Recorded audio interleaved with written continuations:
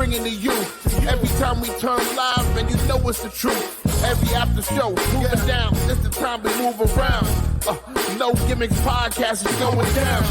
Every night, every time in the ring, this is time for no gimmicks, no, we doing our thing. What's your state of mind? State divine. Moving down a statement when we take the line. This is exactly wrestling the state design. When you see Stone Cold like me, with the stunner in the world, exactly, man, what we bring. Every night we move like Brock Lesnar, the F5, no gimmicks. We take you to your limit, what's the feeling? When we live in the air, you know we on, it's the time. Guarantee we move, you know how we respond. The state design, the state design when we feel it. Moving down, what's the healing? Yo, what is up? Welcome back to the No Gimmicks podcast. Here on the DFPN, we have a great show lined out for you guys tonight. If you're tuning in, this is a very special Saturday edition of the show. And after the week that we just had, we had to come back on here and talk about it early on this Saturday morning. As you guys may or may have not noticed, there's a new theme song for the show. Shout out to Monteasy for providing us with the lyrics on the already rocking beat that we have for it. So new theme song. So shout out to him for that. As always, my co-host, the fabulous one, Frankie D. What's up, man? What's up, G? First of all, I want to say that new intro is popping, man. I mean, he did a good job on that song. So, sir, thank you. Thank you very much. We got some stuff we got to talk about today. But before we get to the show, if you are listening and not watching us live, join us at the Patreon, patreon.com/thatfeelingpodcast. Also, subscribe to the Bandcamp at www.thatfeeling.bandcamp.com. Both you can get on for as little as $3 a month, and you will get access to live shows and the entire catalog of Dat Feeling. So let's get into the show, man. We talked about it off air. Yeah. we talked about it off air. Big week on this week. We'll start off there. Tuesday was the first time NXT and AEW went head to head. It didn't end well for AEW. NXT brought out the stars. They brought the stars. I'm talking ratings numbers. We can break this down. But ratings-wise, WWE owned the night. Okay, yeah. So let's clarify something right quick. So this is the first time that they've gone head-to-head, on a Tuesday night? On a Tuesday night, They used to go head-to-head all the time on Wednesdays. On Wednesdays, yep. In which NXT would lose every single week. They may have maybe, won once or twice. They won 3 times total. Yeah, something like that, a couple times. And then they moved the show to Tuesday. So this past week, yes, they realized, okay, we're going to counter-program these dudes. We're going to throw everything out there and just watch it explode. And that's exactly what happened, okay? Yep. They brought in the biggest guns they got. They even brought in the American Badass, the Undertaker. Undertaker. You brought in Cody Rhodes. You brought in John Cena. You brought in LA Knight, who is probably one of the biggest, if not the biggest babyface on a SmackDown brand right now. And I don't understand it, although I kind of get it now after what I saw last night. So, in saying that, Tony Khan also brought the big guns out there. He put on, I thought, better matches than NXT. But in saying that, 900,000 viewers to 600,000 viewers. Yeah. And I thought NXT would be higher than what they got. I mean, they did probably their normal audience there with that show.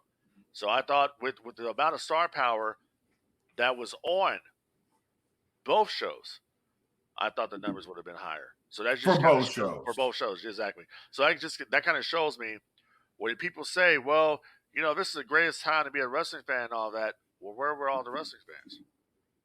I'm gonna agree with that because my initial reaction to the rating was, damn, we as a whole, wrestling only pulled in 1.5 million on a Tuesday. Now, I do know that they had the MLB playoffs started on Tuesday. Wednesday was a bigger night for them, which is why AEW was on a Tuesday. But still, if you have John Cena and The Undertaker on a show, I would imagine that number would be at least for NXT 1.5 million, at least. And then you throw in Cody Rhodes, and then you throw in LA Knight, and then you have the matches that you had.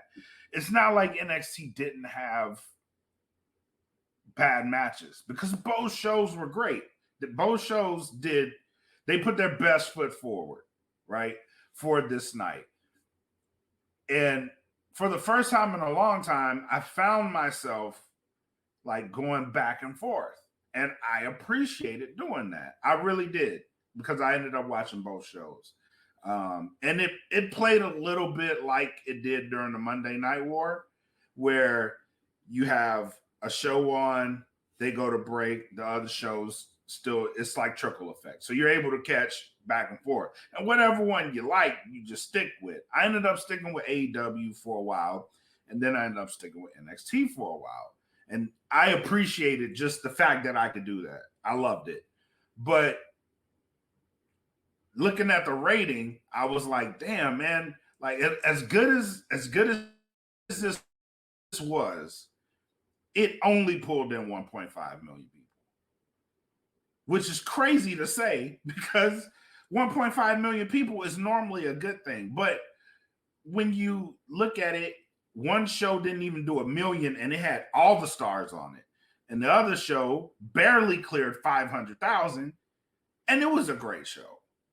So I don't know what that says, but I'm like you. It's not bringing in the fans, man. It's not, for whatever reason. It's not, and that's the entire point that myself and other people out there that's in the business have made. Like, where is this audience at? Where are they? I'll tell you where they are. They're gone. They have no real reason to watch. And I think when it comes down to John Cena being on NXT, it's not really that big of a deal, because I think the nostalgia has worn off for John Cena, because John Cena's been on SmackDown pretty much every single week. So I get that. What am I going to watch then for John Cena for? And then for Undertaker, it's like, okay, yeah, that's a big deal for Taker to come out, but damn, I just saw Undertaker. So it's not really, it's not hitting like it used to. Like, so it would hit differently when they would do those special, Raw reunion shows or SmackDown reunion or something like that. That's when it hits differently. But you bring a couple names out on NXT, and Paul Heyman was also there. You bring a couple names out on NXT, it just didn't have the same feel. It just didn't, like, okay, what else do you got? You know what I mean? So that's why I think people would go back to AEW. And what's on AEW? Where you got Powerhouse Hobbs out there smashing Chris Jericho. You know what I'm saying? You got this stuff going on over here. You got story development going on over there. But then you have the Undertaker out there pretty much squashing Brian Breakker. Right. Like, you know what I mean? And I get that. Okay, yeah, people want to see the choke slam. But, I mean, and this is no fault of the Undertaker. But I just like, okay, the entire presentation of the Undertaker is all wrong right now.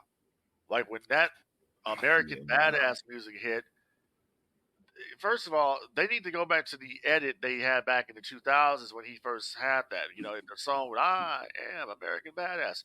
Not this whole intro that they got going on. Then he comes out, because people don't know what the hell is going on. Right.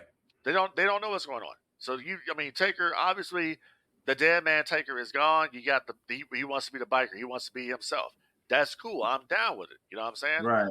But at the same time, Tony Khan is reckless with his tweets, but he kind of got a point there. It's like you got two of your biggest dogs, two of the biggest names ever in the history of the WWE, WWF, and you couldn't even draw 1 million people to watch the show. And Right. you promoted this shit.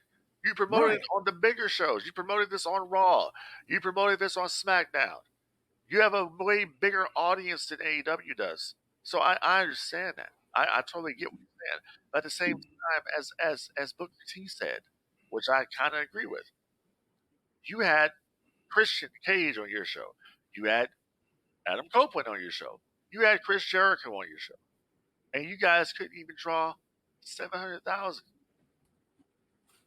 So Yep. what it comes down to is there's a problem with both shows. It ain't just one, it's both of you. No, I agree. I definitely agree. And then, like we were talking before we started, like all the attendance issues that they got going on right now in AEW. Like they can't, you look at the picture of Ricky Starks up there celebrating the tag team win with Big Bill, and he goes on the top rope and it's a hard camera side, but there's nobody there. Yep. It's terrible. And it's been said that AEW really can't do anything about this attendance issue because they're booked for the rest of the year in these different arenas. And if they change now, then they'll lose their deposit money and all this other shit that they put in for these buildings. Right. So now, when Jeff it comes, Jarrett got to fix this. right, when it comes to that, I'm like, so, and I said this before we got on the air too.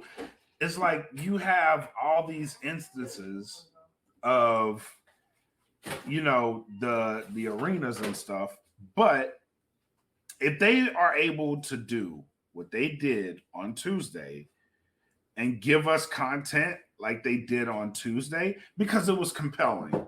Like I now want to see what Powerhouse Hobbs has in store, right? Since joining Don Callis. Yeah, I don't give want him to a follow stop push, but don't give him a Right.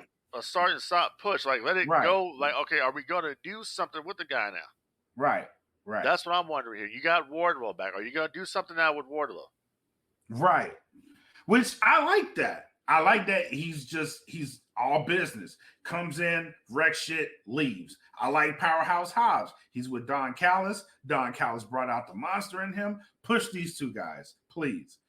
And while you're at it, throw in a Lance Archer. Fuck, put Lance Archer in Don Callis. Oh, hell yeah. And let him run amok. You know what I'm saying? Like, give me more of that. But that type of stuff made me like, this was one of the reasons I stayed on AEW, because I was like, are they really gonna have Powerhouse Hobbs smash Chris Jericho? And they pulled the trigger on it. And I was like, hell yeah. And it's funny you mentioned the Lance Archer joining the Don Callis family. Bro, could you imagine, just storyline wise here for a minute, kayfabing it for a minute? Could you imagine if Lance Archer was to join the Don Callis family and Jake Roberts was with him, and Jake the Snake Roberts and Don Callis was a team working together? The evil minds of Jake Roberts and Don Callis. That would be awesome. Yes. That would be awesome.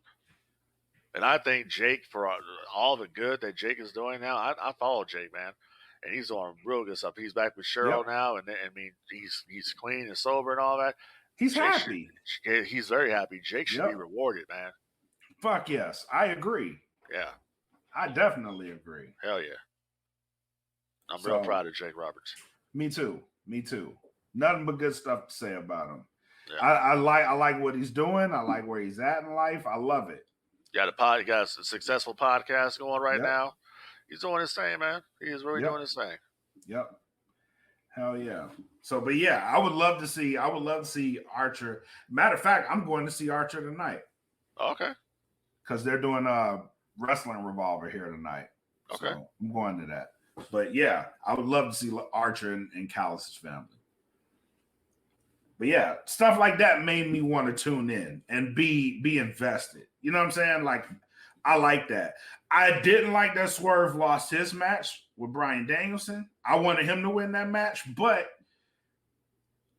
I wasn't that mad because we got continuation with him and Hangman. Yeah, and Swerve just beat Hangman, and Right. and Hangman is a former AEW World Heavyweight Champion. Right.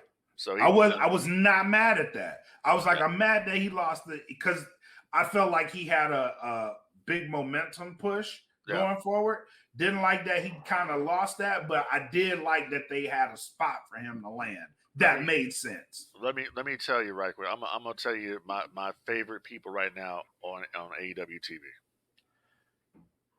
Bullet Club Gold. Yes. Okay. Specifically, Juice Robinson. Yes. Okay. the guns. I mean, just the whole collective as a unit. Yeah. One of my favorites. Swerve and Prince Nana. Yep. Especially Prince Nana. It's an odd pairing, but it fucking works. Yes. It works. Big Bill and Ricky Starks. Love Big Bill. Yep. That duo right there, you know what it reminds me of? Shawn Michaels and yep. That's what it reminds me of. Yep. Like Big Bill, after all these years, has finally come into his own. He finally has found it. You know what I'm saying? Yep. So I'm just that month because they beat FTR for the belts. Right. And just that moment alone, man, I was so happy for him because you could tell how he looked at the belt. Like it meant something to him. And I was like, hell yeah. First time he's ever had. Yep. Yeah. So I'm digging those. I'm digging them. I'm actually digging the Don Callis family. Me too. Yeah. Listen, Don Callis is putting together a hell of a collective, man. Yeah. A hell of a collective. Yeah. I'm digging Christian Cage.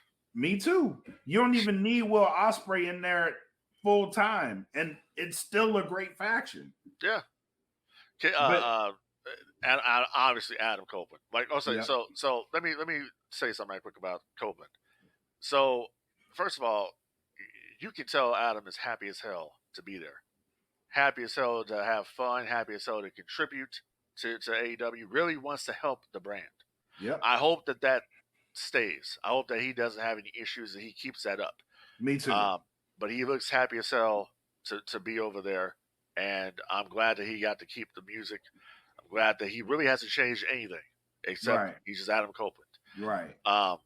So I want to see where they go with him in the future. I also want to see more Miro on the show and his wife. They need to. I mean, my God, let me tell you the biggest transformation that has happened in AEW, and it is like you can't believe this, and this is going to the women. Toni Storm. But I was gonna say that timeless Toni Storm is a treasure. What did you say? What is it? Titty slap? Yeah. Chin up, tits out, and watch for the shoe. Yeah. Throwing shoes at people. Like this is a character that is actually working. It's not the outcast or any of that shit. She, you know, it kind of reminds me of the Vaudevillians. Remember them when they were in NXT? Oh yeah. That's what it kind of reminds me of. Yeah.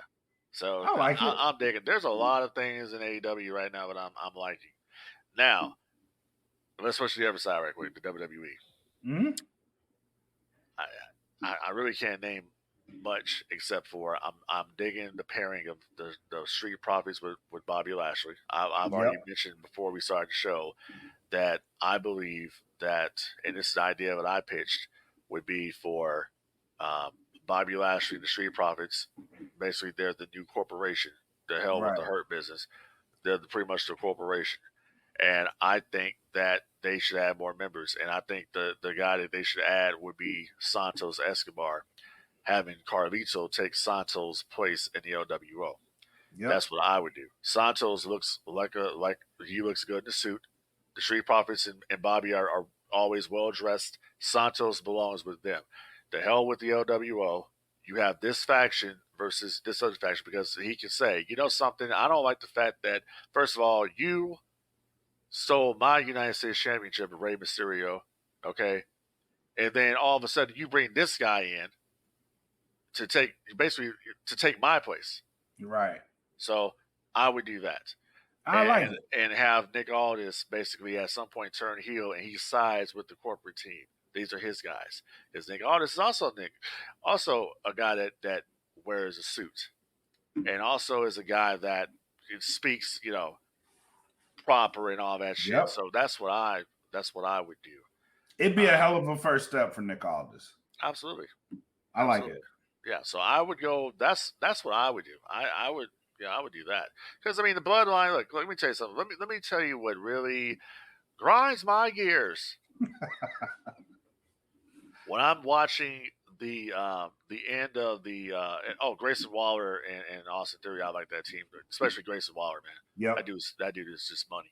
Money. But so when the match ended and Cody and Jey Uso were going to the back, all of a sudden you hear Roman Reigns music hit. And the first thing you see coming through the tunnel was Jimmy and Solo. Mm-hmm. And they're confronting confronting Cody. Well, shit, man, you got blonde hair too. Anyway, so you're confronting Cody and Jay. And I'm like, this is so stupid. Like, why did we go through all this BS a few months ago of him not wanting to be in the bloodline anymore? So all of a sudden now, Jimmy is kind of playing this delusional character where he thinks like everything is all good. I mean, he's out there, laughing and grinning or whatever, and up there with Solo. Solo's focused ahead. Solo is looking right, but Jimmy is just playing this crazy, and I'm like, this shit is whack, man. Like, y'all really have fucking run out of ideas. I said this, and then I watched the movie. And, it made sense to me. So, watch the movie The Usual Suspects. And then we'll talk. Yeah, I think you brought this up on the last episode we did. Yeah. So I mean, I understand that, but it was the whole point I'm making is that you did all that storytelling for nothing. Nothing. Pretty much. Jay is out there now. I mean, Jay's winning. Jay's developed his own personality now, own character. Yep. He's doing his own thing. Jay with the crowd. You know what Jay with the crowd reminds me of? He reminds me of Booker T, WCW, 1998. Booker T. When Booker T was out there doing that, that's what he reminds me of. It's just for the time right now. So I never noticed that until you said that. Yeah, that's interesting. Yeah, I pay attention to shit. So that's pretty much the only thing I can think of that I'm enjoying over there are those couple things. And by the way, I will be this coming Friday, next Friday. I will be at SmackDown. Oh, really? Yeah, I'm going to be front row. Oh, nice. Yeah, ringside. Yeah, I'm going to be there. All right, well, I'll tune in. Yeah, I'll tune in. And people can look at because I haven't figured it out yet. But you will see me because I'm going to be the motherfucker in there that's going to be wearing the NWO red and black, or it's going to be a red wolf NWO shirt. But I'm going to be decked out. That's all I'm going to be. As soon as the camera hits me, it's like.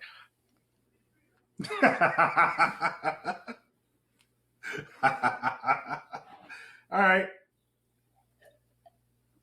I will make sure I tune in. And I'll be like, hey, and I'll be like, hey, so wait a minute. So so Hunter wants me in the back? Okay. So I'll go ahead and head to the back. Speaking of Hunter, we got with this whole Tuesday night war thing, a whole bunch of barbs going back and forth. And still afterwards, barbs are going out, but only from one side, which leads me to this. Tony Khan is wilding the fuck out. Yeah. Bro, I don't think he took the loss well. No, he didn't take it well. I can understand. I understand why he wouldn't take it well. He put he put everything out there, but Tony has to understand something. When you're out there tweeting this shit, and you're supposed to be the president of a company, and you're tweeting this petty bullshit, this petty, like, high school shit. You make your company look bad. You make people not want to support your brand. And I think a lot of the problems that's going on right now with AEW, I hate to say this, but it's the truth. And that's all we do here on No Gimmicks is keep it 1,000 all the time, tell the truth. I think a lot of the issues that's going on right now with AEW is Tony Khan. I think a lot of people have lost faith in Tony Khan's ability to book a wrestling show. I think a lot of people have not liked the way he's handled things in the past. Cody Rhodes, CM Punk. I think this all plays a factor. So Jay Cargill, they've kind of, in my opinion, kind of given up on the product, and they have got to figure out some way creatively to bring these people back. You have got to bring these people back to the arenas, because if you don't bring these people back to the arenas, then you don't make money. And that's at the end of the day, that's what it's supposed to be. It's supposed to be making money. You dropped the ball with CM Punk and the Elite. That should have been your feud. That feud should have been that was your shit. The promised land. It should have led you to the promised land. It should have led you to blood and guts. Yep. It should have led you to the promised land. You had a monster in the Elite versus CM Punk and FTR. That was a monster feud that you had. You put your shit aside. Let me tell you. You put your shit aside. If you're a professional, you put it aside for the betterment of this company. That's what we're supposed to be doing here. I may not like you. I may not like you personally. But you can trust me that I'm going to go out there and I'm going to protect you. I'm not going to intentionally hurt you. I'm not going to go out there and shoot on you in the ring. I'm going to follow the story. We don't have to be friends. But we ain't got to be enemies either. Right. We make money. That's the whole point of this. We want to grow this business. We want to grow this company. Because look what we're up against. Right. And that's not what happened here. It's not. Nobody's foot was put down here. You know, when Edge and Matt Hardy had that issue, they put that shit aside and did their thing. It might have been one-sided, but they did their thing. They put it aside. I agree. That's what should have happened here. But you let people dictate and say, well, I ain't working with this person. I'm not working with that person, whatever. And it's like there's so much just bad publicity that came out of that. They have not recovered from this. They have never recovered from the Cody shit. You have not recovered from the Elite CM Punk shit. You have not recovered from the CM Punk shit lately. And I said it before we started recording. I think that the first suspension with CM Punk, I don't think those people came back when they found out he was coming back. I think they just said, I agree with you. I just think they said the hell with it. We're not even going to deal with this. If you've noticed, they've only hit 1 million viewers one time since that whole incident. Once. And you notice they've only hit 1 point whatever million they did on Rampage one time. Yep. And that was CM Punk's debut. And speaking of CM Punk, you know, there's rumors going around right now that, you know, WWE turned him down for a return and all that. And so I will say this. If I'm the WWE and I'm negotiating with CM Punk and I don't want people to know about it, I'm not going to tell the media about it. I'm not going to tell the sheets about what we're doing creatively. I'm not going to tell anybody because that's what we're doing. You keep that under wraps. Under the surprise. Exactly. Keep it under wraps. So I don't buy it that they're not negotiating with CM Punk. There's so much money on the table for that. No, I agree. At the end of the day, it's all about making money. You see, Vince McMahon would have put his bullshit aside for business. Yeah. You do what's best for business. That's always been the motto of the WWE. Do what's best for business. Well, bringing CM Punk back into the fold, in my opinion, will be best for business. So Survivor Series Chicago is the perfect place to bring CM Punk back. If CM Punk doesn't return in Chicago, then he ain't coming back. I would agree with that. But going back to Tony Khan, yeah. If you noticed earlier in the show, we talked about all the shit that we like. You know what I'm saying? Right. Tony Khan's name did not come up in this shit at all. Right. At all. And this is what I think needs to happen. Tony Khan needs to get out of the spotlight. Go dark on social media, Twitter specifically. Don't have your name out at all. Unless you're announcing something for another business that you have. But wrestling related, keep it out your mouth. Don't address a fan. Don't do nothing. Just go dark on it. He ain't gonna do that.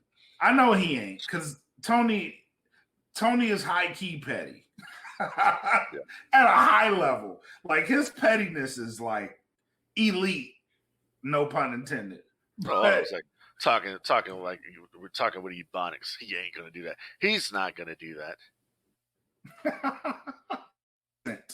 Gonna do that. Yeah. But again, he needs to just go dark, man, and let your talent. Vince Russo said this shit too. Go dark, let your talent shine. Run this from the background. Keep the negative press to a minimum while you're in the background. And let your company run that way.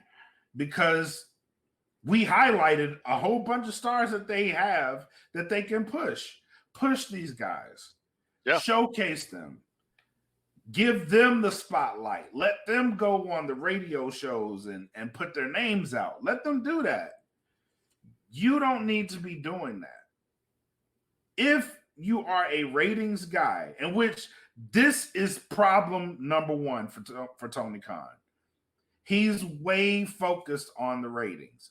If you are a ratings guy, then you thank the folks when the rating is good. You thank them when the rating is bad. You just thank them for watching. If you're that much of a ratings guy, he's only done that. He did it Tuesday because it was such a big event. But rarely, if he has a bad rating, Tony Khan ain't saying nothing. So this is what he needs to do. Take the spotlight off himself and put it on the talent. But I'll say this too in saying this. So don't get it twisted. WWE responded to the fact that Dynamite was going to be on Tuesday. Oh yeah, most definitely. That's their night for NXT. They don't come at nobody like this. Exactly. They responded. They took on the challenge. That was a show of force. It was. They knew. It was a show of force. They knew exactly what they were doing. So this leads me to this point.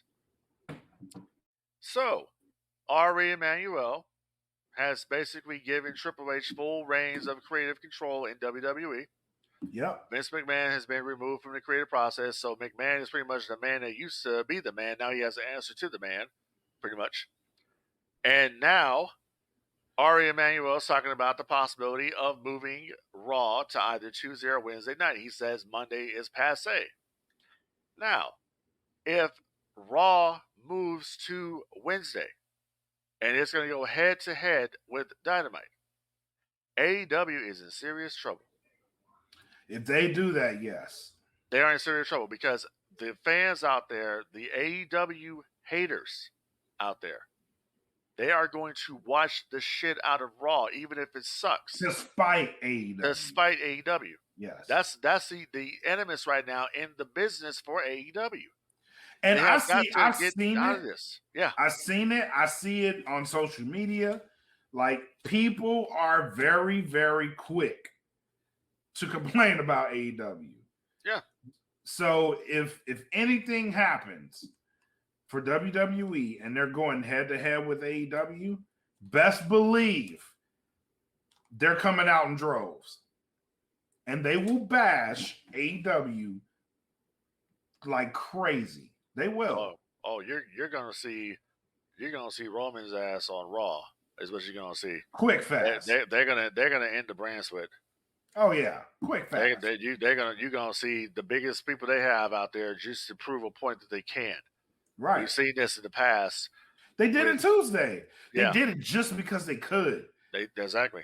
And there was no reason to take NXT and bump that shit up on steroids the way they did. No. But that's what they did. They did it just because to prove they could just do to prove it. a point. Yep, just to prove a point. They wanted to spank them down.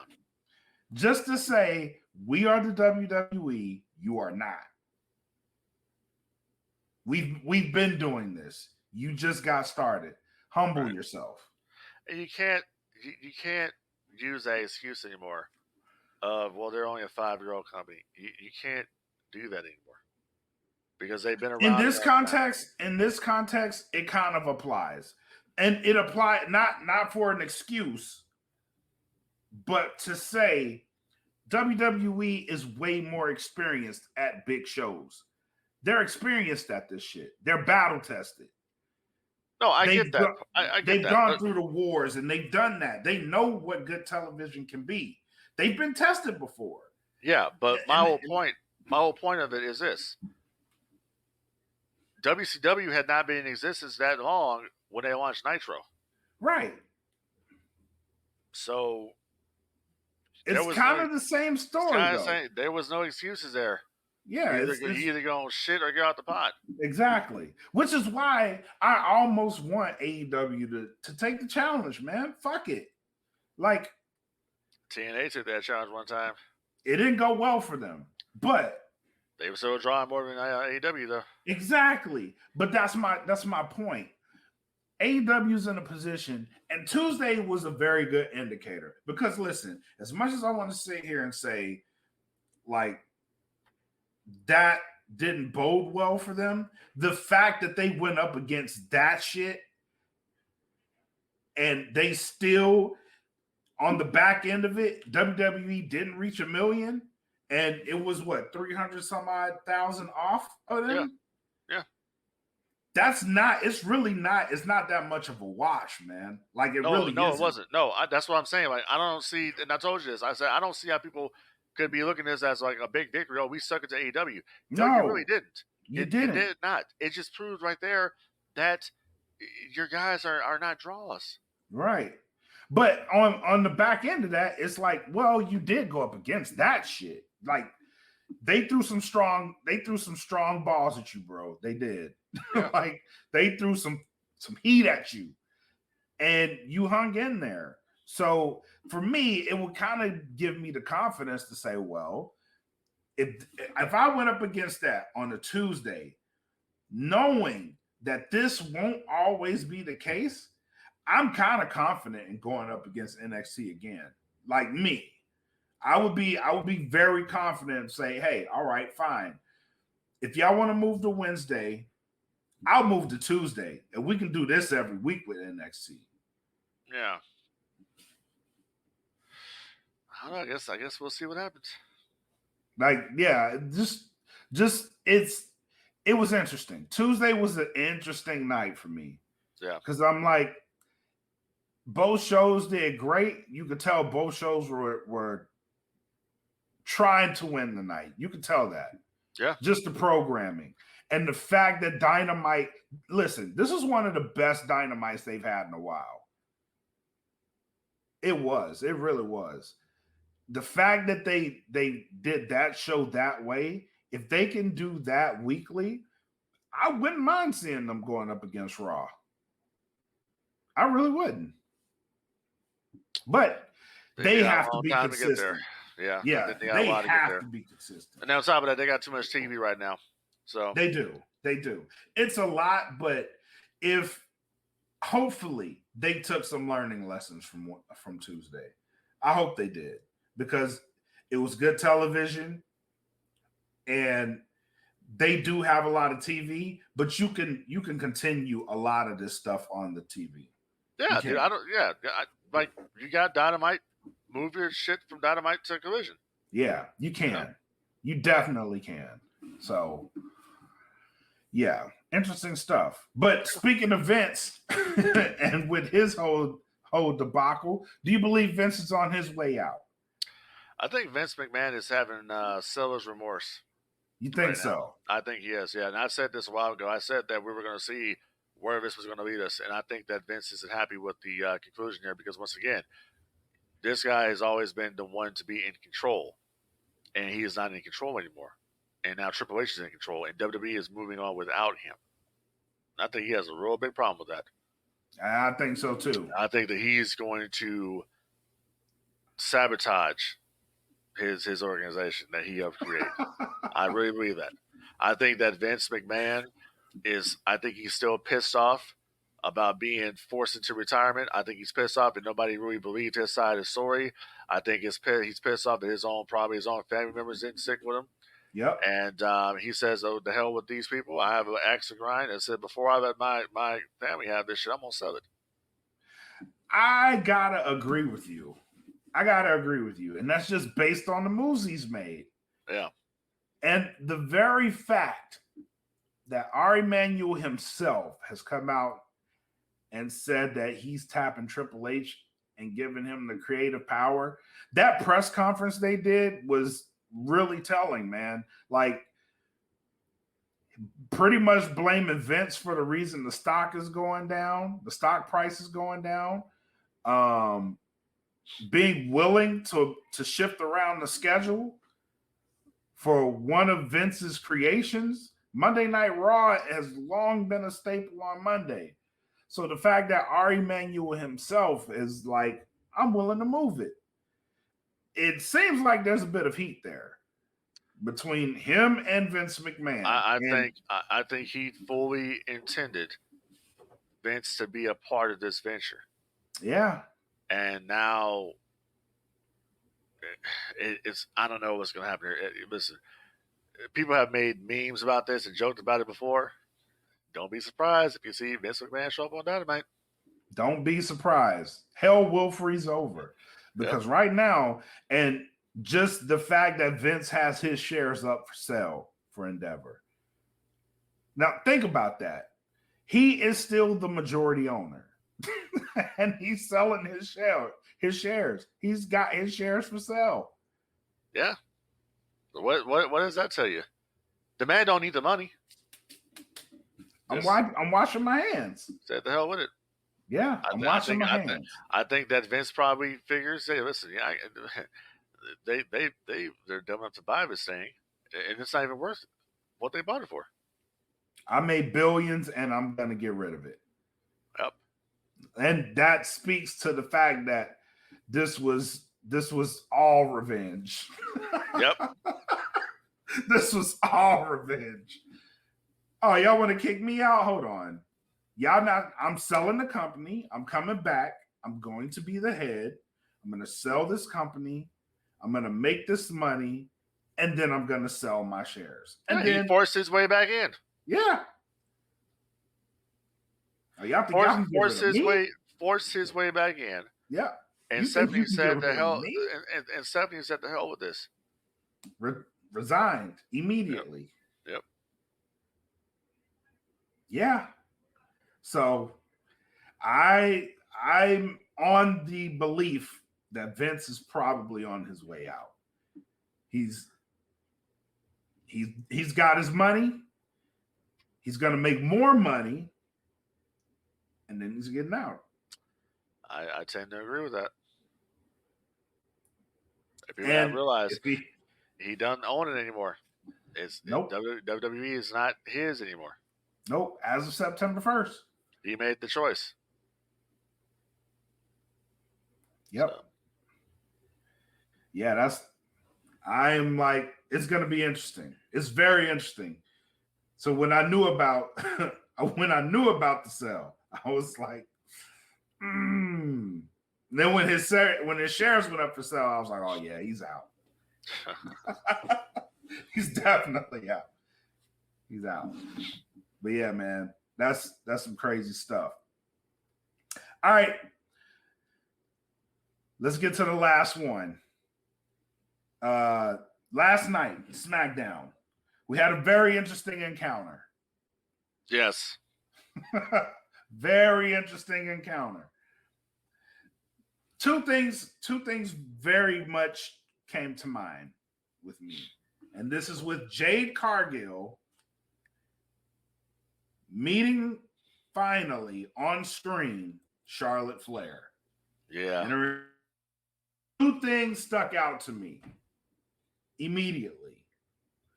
The first one is that everywhere Jade's been, Triple H has been there. He is stamping. This is like him in China. I don't know about that part, but go ahead. Well, it gives me that vibe. I'm not saying like verbatim. But I get the vibe of Hogan and McMahon. That's what I get. That's interesting. Yeah.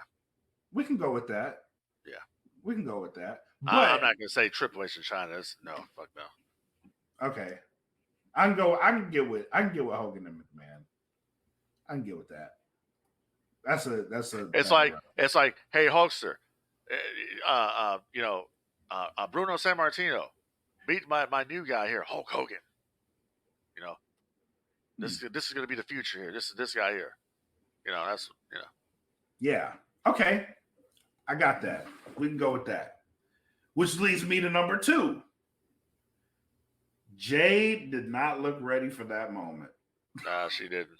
She did not look ready for that. I'm a Jade Cargill fan, being a fan of her. Me too. But too. You have, and I made this analogy, and before I was making now, on screen. So in WCW, you have the WCW wrestlers. You have the WWF superstars. AEW has the wrestlers. WWE has superstars. It's a difference here. I didn't think so before, but there is. Because the WWE superstars, they're way up here, man. They're on a whole different plane. Jade Cargill looked like a peon next to Charlotte Flair. Charlotte Flair is what you would call a mega star. She is the female version of her father, is what she is in this business. Right. And the aura, you can see the auras. Yeah, you can see it. The icon, Charlotte Flair, the queen. And then you have, I know who you are, and I'm just going to let you know, you ain't down there anymore. You're not some, big fish in a small pond. You are a big fish in an ocean, pretty much, is what you are. Yeah. And you're in the shark tank. You're looking at the shark. Yeah.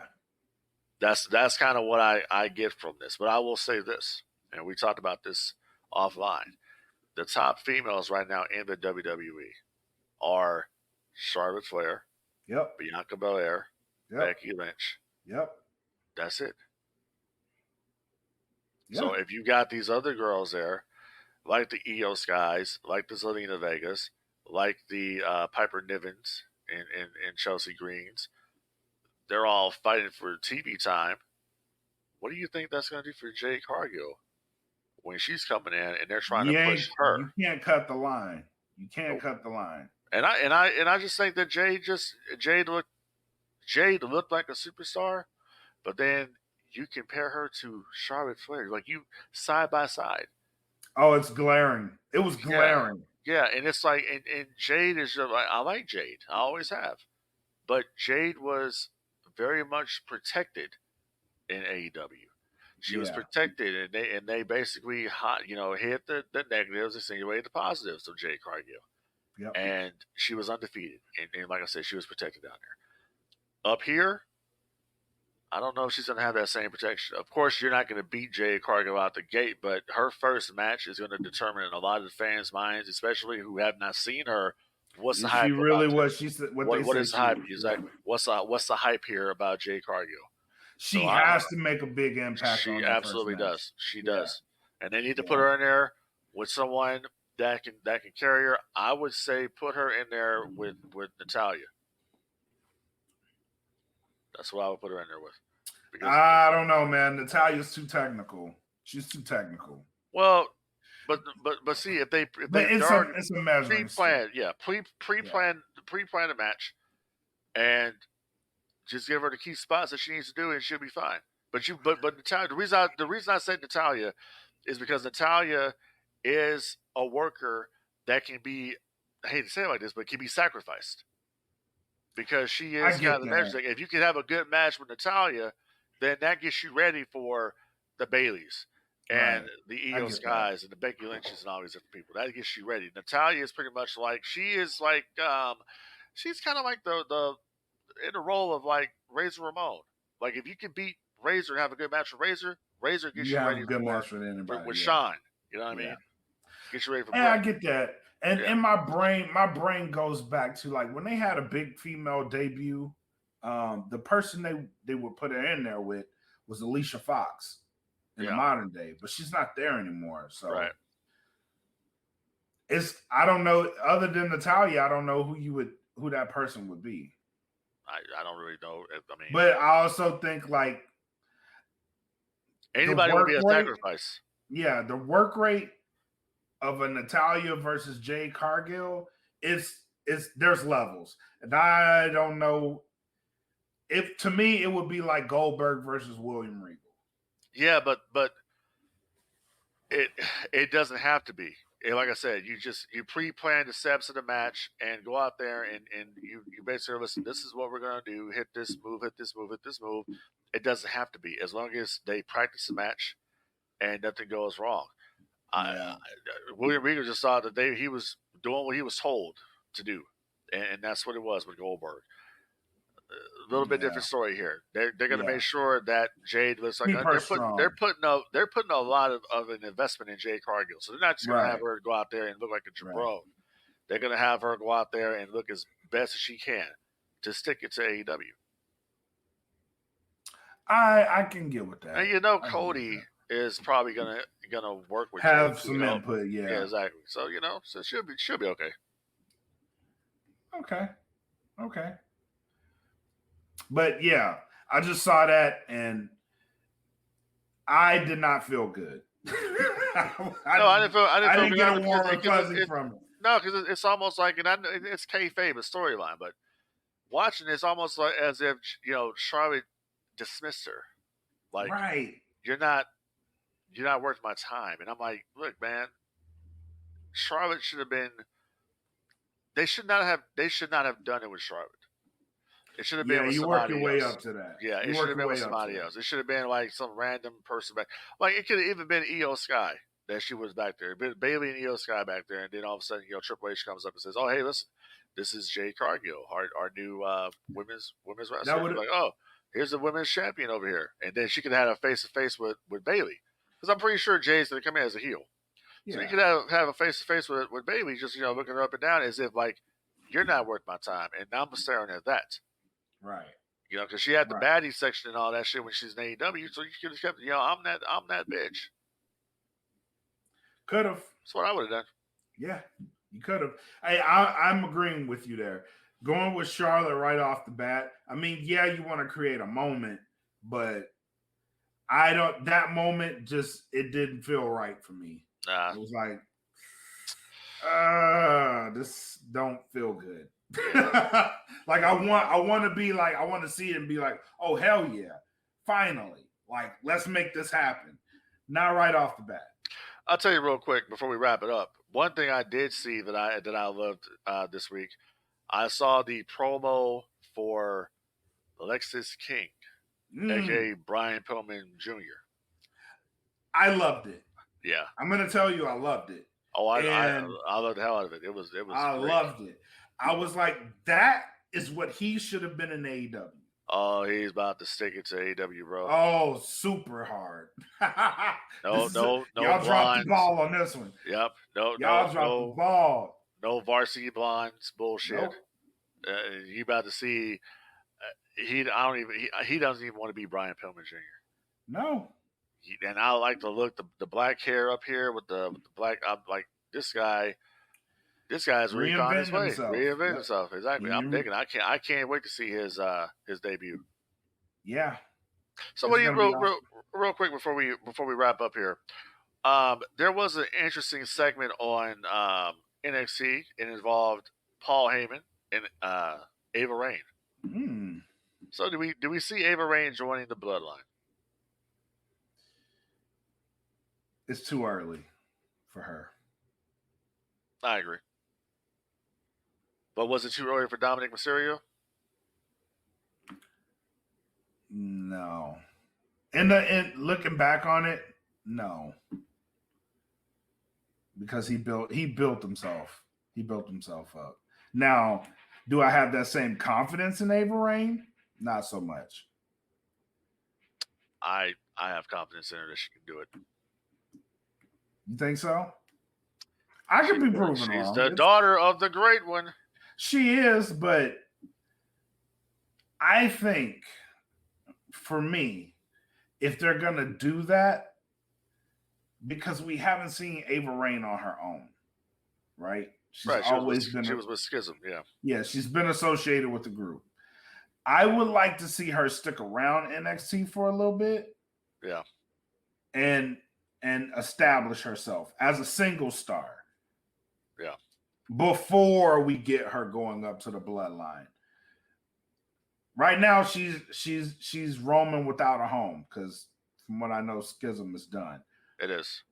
So right now, I would say build yourself up, establish yourself as a singles competitor in NXT, then make the jump. And then at that point,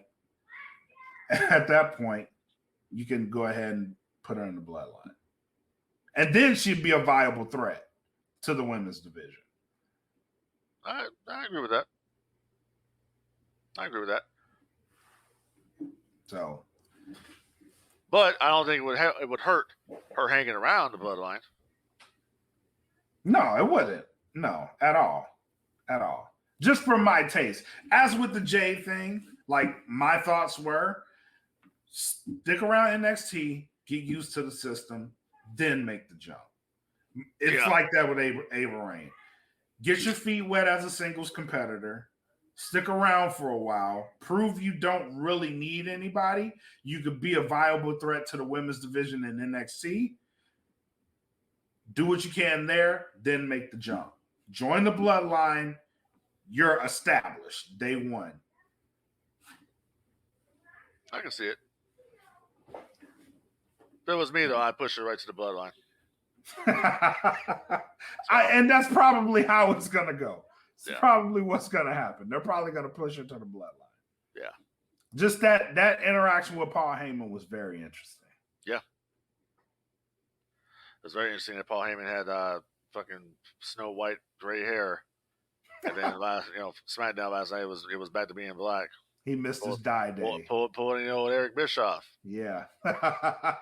Missed his dye day. You know what I mean? He was kayfabe for NXT. Right. They probably told him, like, dude, you need to cover that hair, man. That's what Kevin Nash said all the time. Vince, when Nash would come back and Vince was like, Kevin, that hair. Like, all right, Vince. Yeah, dye that shit. Yep. If there's one person who knows about dye at 78 years old, it's Vince McMahon. He knows all about hair dye. Man. That motherfucker wearing a mafioso now. Yep. We've waited so long to have you in our family. All right, man. Final thoughts. What you got? Well, why don't you repeat that because you broke up there. Oh, final thoughts. What you got? Final thoughts is Tony Khan stopped tweeting. Just let it roll down your back, man. Stop tweeting. Let it go, bro. If you need help in creative services, the No Gimmicks podcast is here for you. We can be freelance people. You can have us watch your show and we'll critique it and tell you what's wrong. I already do half the time. Have our people call, have your people call our people, pretty much, I was going to say. Yeah. We'll get back to you. Yeah. I can be bought. Everybody has a price.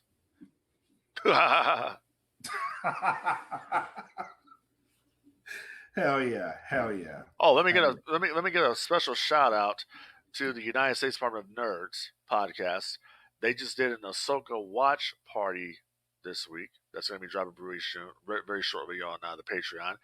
You might want to check that show out, especially when they start talking about episode 5, because bro, they had a special guest on there, and this dude he literally blew up the scene. It was awesome. I'm not gonna lie to you.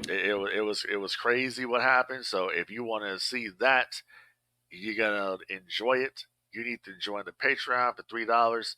The DFPN on Patreon. $3 gets you all the uncut content before anybody else gets it. All right, check it out. DFPN Patreon. It's where it's at. Yep, you know it. Yeah, that was a really dope episode, man. Yeah. and the special guest did his thing. Oh, he did. It was nice. It was awesome. He did. So, hell yeah. So check it out. Also, if you're on the Patreon, come back later today. Myself and Mac, aka your boy, will be doing our series. We're bringing it back, Filling Out or Nah, where we listen to an album and we rate it. And today is going to be Smokey Robinson's new album, Gasms. Wait, Smokey Robinson did a new album? Yes. Oh, shit. Yes. So tune in. Should be fun. The album is called Gasms, by the way. I know what he meant by that. So yeah, we'll be reviewing that later today. And yeah, man, I think that's all I got. All right. So other than that, yeah, help control the pet population. Have your pet spayed or neutered. Okay. That's it, man. Thank y'all for tuning in to episode 54 of the No Gimmicks podcast here on DFPN. Until next time, people, enjoy the fucking wrestling. And long live the Empire. And long live the Empire. Peace. And I know it's all business, all business, all business. We give them no gimmick. Yeah. And I know it's all business, all business, all business. We give them no gimmick. Yeah. And I know it's all business, all business, all business. We give them no gimmick. Yeah. And I know it's all business, all business, all business. We give them no gimmicks, gimmicks.